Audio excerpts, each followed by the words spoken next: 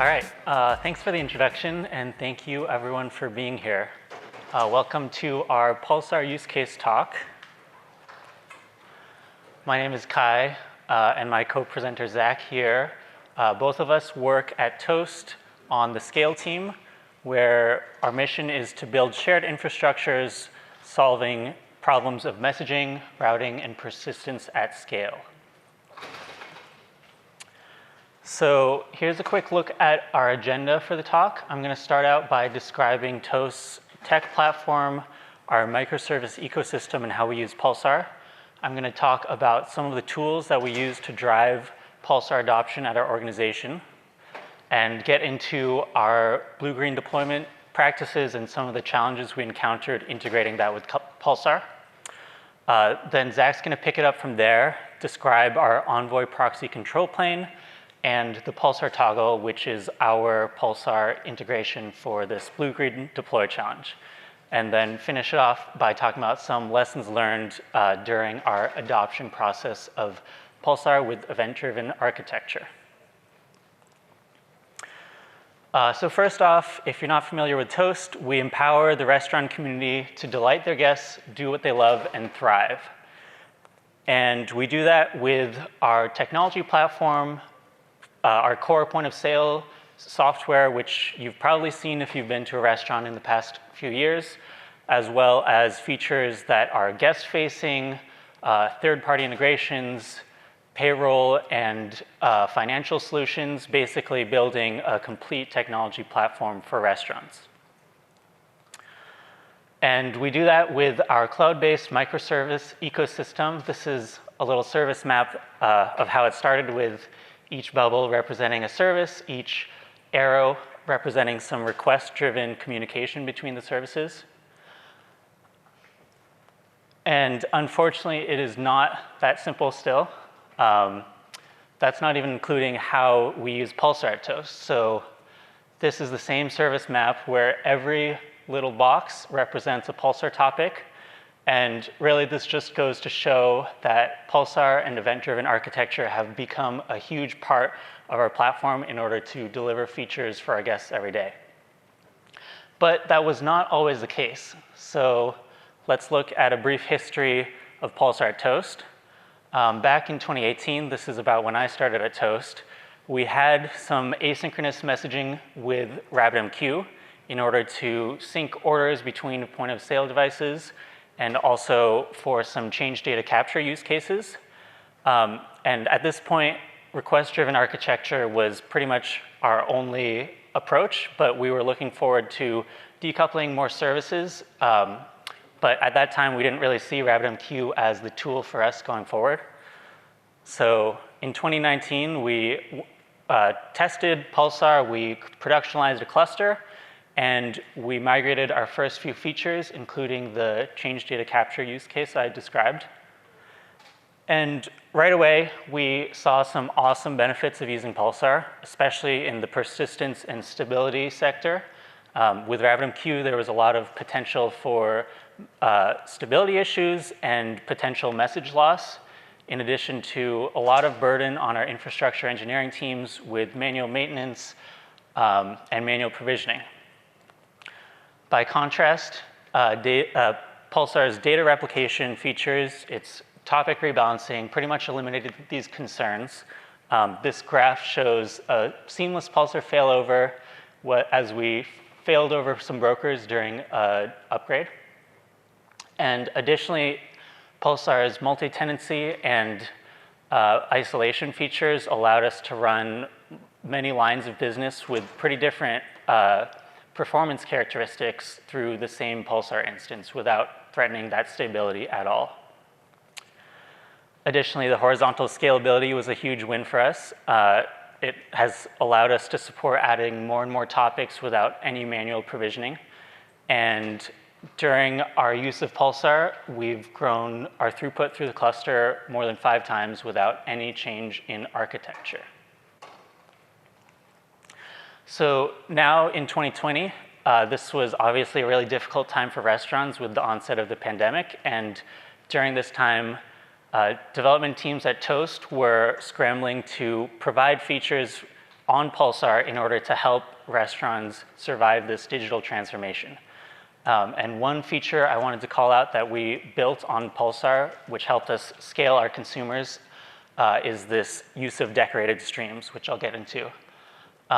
So this is built off of the change data capture use cases that I was mentioning earlier, where we might have a service that cares about being notified about this data change, but more often than not, it would still need to talk to our domain service to get more information about what the actual data is, which is fine at first, but would eventually run into some scalability issues on that domain service.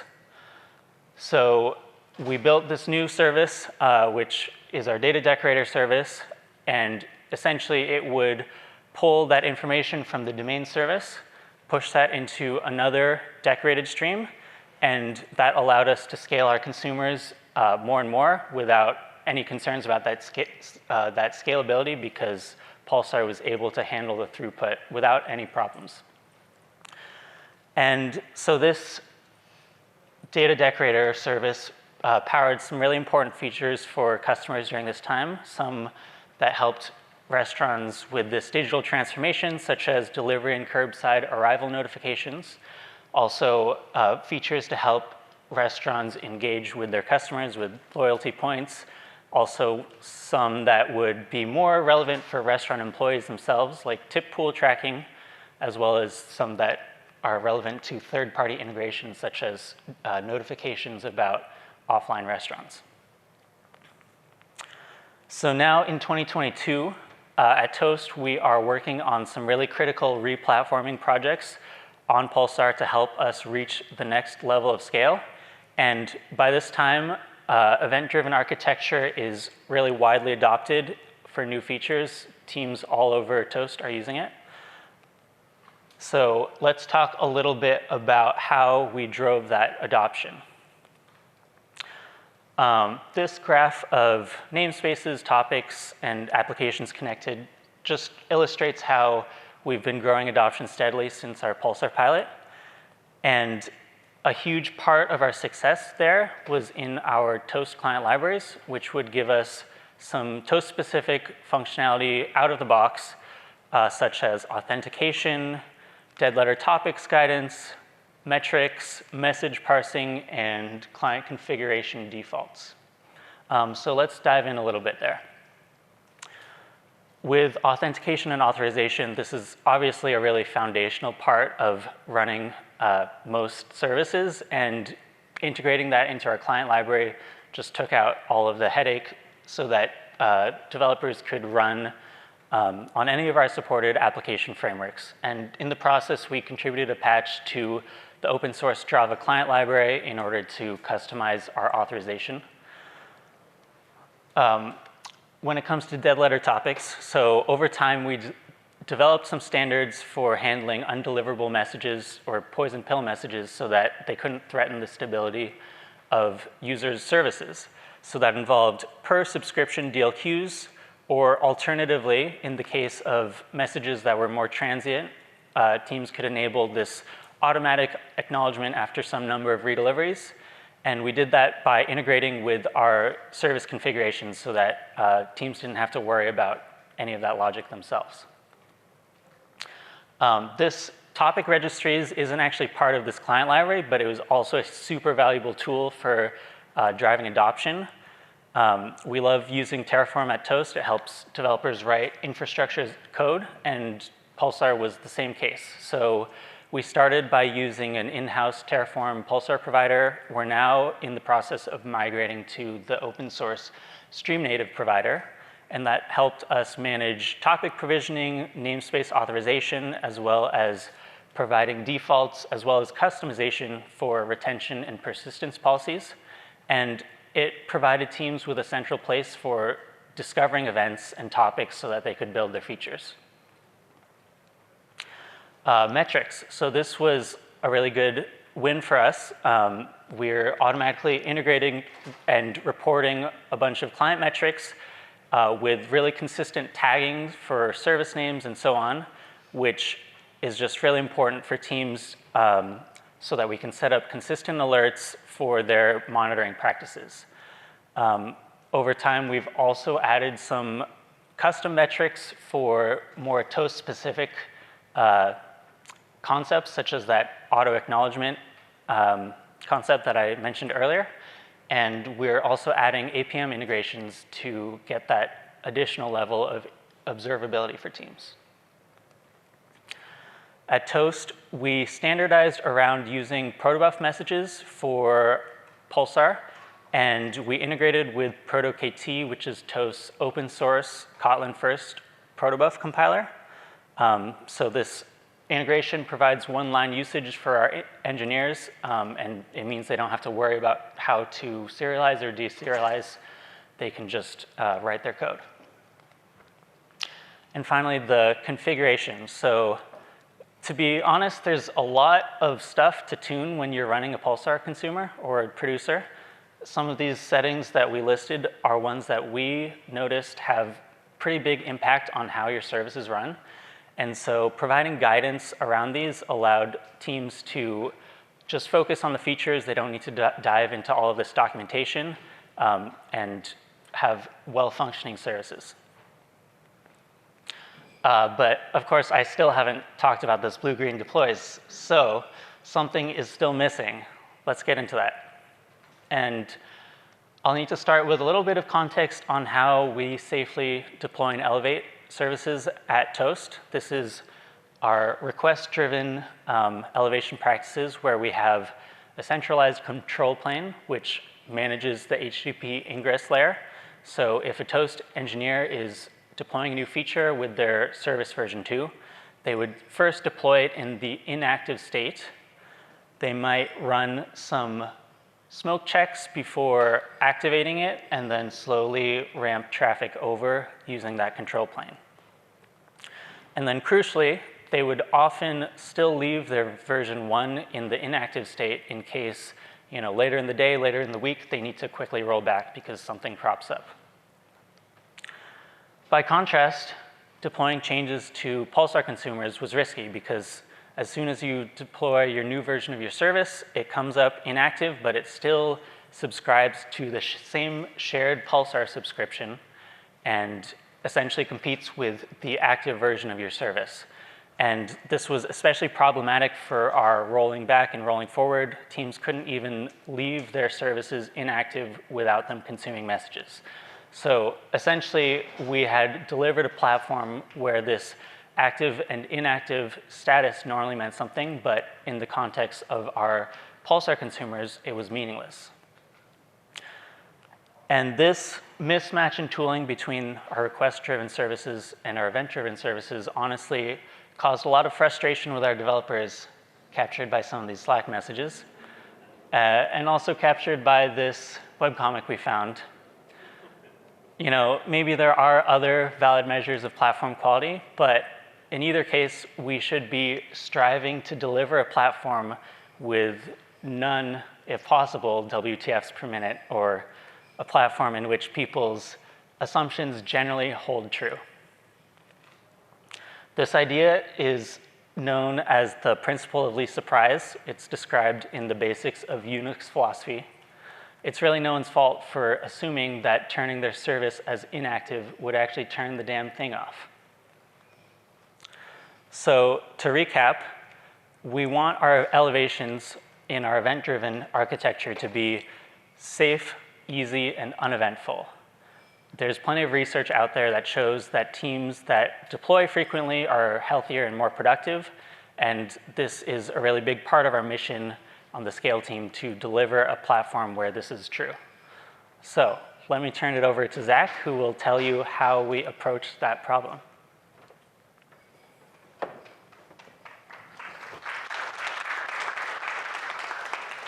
Thanks, Kai.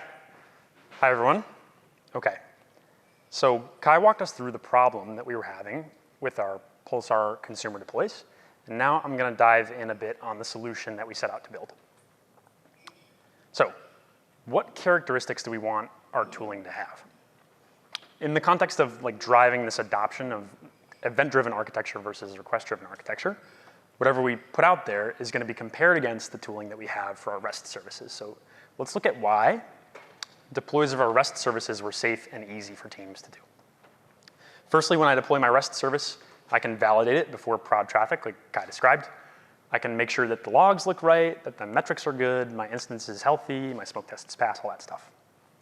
Pulsar consumers, like Kai said, they come up and they immediately start taking traffic. They're maybe processing half of the messages on a shared subscription right away. And then crucially, this last point, the roll back and roll forward is not very easy. There are a lot of steps teams have to do. They might have to redeploy. And so this is slow and not as safe. It leads to risk when we're making code changes. So let's formalize that into some requirements. We want our solution, first of all, to elevate traffic to new consumers when they're set to active in our control plane. The key here is that we want to tie it in with the solution that engineers already use. Secondly, we want to do this without building a single point of failure. If our solution has some component where it could go down and stop all messages from being processed at Toast, that's catastrophic. Thirdly, there are a lot of other background jobs at Toast and workers that are doing other stuff, and we want to use this same functionality for them too. And lastly, whatever we build can't have a big performance hit, and it can't require a lot of extra setup, or our engineers just won't use it. So how would you solve this problem? When you think about it, at first it looks like a pretty common enterprise integration pattern, the message router pattern. So we have messages coming in on this topic, and we have to decide where to put them, on our blue deploy or our green deploy. We could do that by building a custom router application, or we could use function workers, Pulsar function workers. And this piece could check with our control plane and see, is my blue deploy active? Okay, put some messages on a blue topic. Is my green deploy active? Okay, put some messages over there too. And then these deploys would be configured to connect and subscribe to those topics. This would get the job done, but there are some issues. Firstly, this router is a single point of failure, so if it goes down, all of our consumers stop getting their messages. Secondly, there's a lot to provision and monitor here. We have to make sure that each one of these hops in the pipeline is working correctly at any given time. And lastly, there's 2 hops now to get the message to the end consumer, so this is going to double our latency. And as we know, the low latency of Pulsar is really such a core feature. So we looked at some other approaches. We thought about maybe feature flags, right? So a feature flag in each deploy could tell that deploy whether it's supposed to connect to Pulsar and start processing messages or not. But this isn't integrated with our control plane. It's another tool to use. We have to set up these new flags, and so this isn't quite right either. But it's closer. What we're talking about here is turning these deploys active or inactive, just turning them on or off whenever we get that control plane event. So we set out to look, is this possible with Pulsar? Is this easy? We opened up the Pulsar source code. Turns out if you control F in there for pause and resume, you get these 2 beautiful functions that do exactly what we need. Pulsar makes this so easy. In consumer.java, pause and resume are right there. And so what this does is, if I pause my consumer, it'll stop requesting new messages until I resume it again. Does this get us what we want? Going back to our characteristics.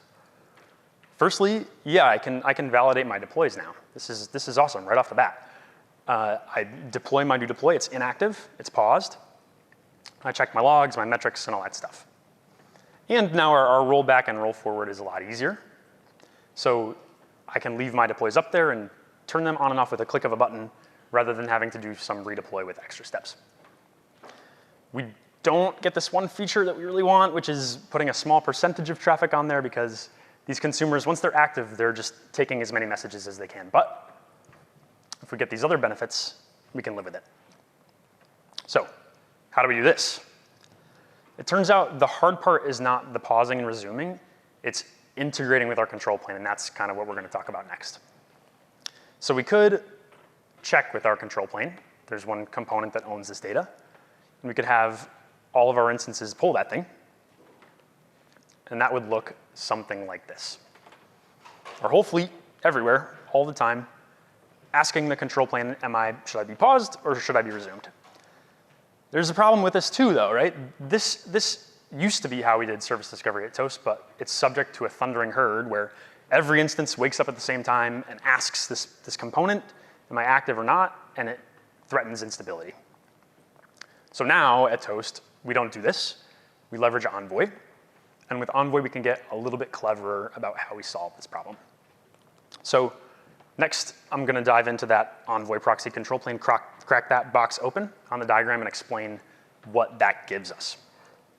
So if you've never heard of Envoy before, Envoy is an open source reverse proxy. It was developed at Lyft. And what it does is it forwards requests along to their destination. So in this example, you can imagine I'm building a new service at Toast. My service needs information about menu items, maybe. And I know that the menu service has that data. So I could ask my local Envoy, deploy it as a sidecar right along with my app. Can you get this request where it needs to go? Envoy says, sure, I know where the menu service is. It sends the request on its way and replies with the response. Crucially, this architecture is eventually consistent, which we love. All these changes are pushed down across the fleet within 1 or 2 minutes. And with this pattern, we're inverting what we saw before. There's none of the thundering herd because the changes are pushed out instead of polling all the time. So Envoy now is like this all-knowing component of our control plane that's right there, right next to my service. And this is really the key. Since Envoy is sitting right there, it knows how to talk to everybody, but it also knows, am I active or inactive right now? And so if an engineer makes a change, the control plane pushes that down right next to me in my local sidecar, and I can use that to call pause or resume at the right time. And that's what we did. So this is like a little bit of an inversion of what a reverse proxy usually does. Usually the proxy sends a request somewhere else, but Envoy is great. You can configure it, if it knows the answer, to just reply right away without sending the request elsewhere. And what this means is my service can ask, as much as it wants, am I active right now, yes or no? And Envoy will reply with a little JSON blob that says true or false. And this gets the information into the process with that consumer object that we need. So that's the special sauce with our control plane. And now I'll talk about how we bundled all that up and got it out to all of our teams at Toast and what the results were that we saw. So we call this the Pulsar Toggle. Teams at Toast know they can turn on the Pulsar Toggle and they get this great on-off functionality. How does it work? Super simple. Kai talked about this client library that we have deployed everywhere at Toast. Everything that talks to Pulsar goes through our library. And so we can spin up a thread in there. And this thread, it's really simple. It has one job. It just calls that endpoint over and over. And when the status changes from true to false, it calls pause on the consumer. And that's it. Then we get all those operational benefits that we were looking for. Nothing is perfect, though. There's a couple small issues. So most of them are kind of the variety of, well, I turn my service off and it keeps processing messages. Why does this happen? There's two main reasons. One is that eventual consistency that we talked about. So it takes a little while for the information to propagate everywhere. We can live with that. The second is this receiver queue size parameter. And if you're not tuning this, then you should be in your apps. It controls that flow control that Matteo was talking about before, or David, I think. And what it does is it'll prefetch messages up to that number into your consumer. And so you might pause it, but it'll still continue to process a few more messages, which as long as you tune it correctly, it's OK. Another thing that we ran into was we wanted to bring those deploys up in a paused state. And that didn't exist at first. So we patched that into the Java client. That's available now for you to use if you want to. And the last thing is there's none of this more advanced elevation kind of pattern that we want. So in the future, we're looking for ways to do percentage rollouts or targeting of messages, but we don't really have that right now today. So that's in the future. What are our results? So we've had this thing available for 6 months, and 30 different services have pulled it in. This is a pretty big percentage of all of our consumers at Toast, so we're happy with this. Critically, we've had no outages. We all want no outages, right? So we haven't induced any extra load on our control plane, and everything has been stable. And lastly, we've made a couple contributions, which we're proud of, to the Pulsar project and as well with the Camel integration. So if you use Camel with Apache Pulsar, then we've made some fixes there too. Since this has been out there, this is the graph Kai showed before. I think if you squint a little bit, you can see our slope is a little bit better now. So we're seeing this flywheel effect where as we improve the tooling, more and more teams are adding to Pulsar. They're putting more events on there, and that makes it easier to develop new features. And more applications are connecting all the time. And with the Pulsar Toggle, users really love it. When we've asked them, they say now it's 65% easier to deploy changes than it was before. And it's less risky, 46% less risky to make these changes too. So this is great. This gets back to our mission of making our deploys safe, easy, and uneventful. So when we reflect on driving adoption in our org, the key things that we look back on is number one, stability. Pulsar has been rock solid for us. And what that means is developers have the confidence that their features will work during that 7 p.m. Friday night dinner rush, and they're not going to go down. Secondly, integrating with the systems that exist already, really huge. Making it easy to use and easy to operate in production. That's the third point ties into that. It just means that developers are going to have a really easy time picking this up and using it, and that has been crucial to getting more and more teams to use it, switch to a request-driven kind of paradigm. So that's what we have. Thank you for listening. I'm Zach, and this is Kai, so please come talk to us if you have questions.